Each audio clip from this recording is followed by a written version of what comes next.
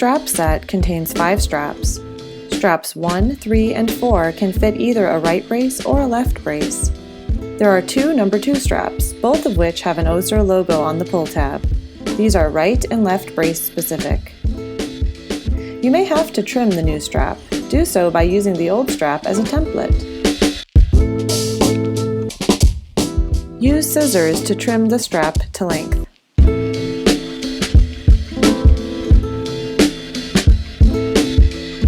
Remove the alligator tab from the cutoff section.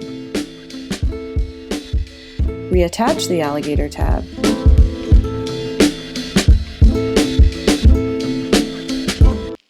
Thread the alligator tab side of the strap through the inside of the frame. If the strap is too long or too short, you can adjust the length by moving the alligator tab on the back of the strap. Repeat these steps for all 4 straps. For strap number 1, the strap directly below the knee, make sure to remove the strap pad from the old strap to use again under the new strap. To keep your knee straps in perfect condition, we recommend you hand wash your straps using mild detergent and water and let them air dry. When removing the brace, undo each strap and ensure you attach the strap back to itself. This will make it easier to put the brace on next time and will also prolong the life of the straps.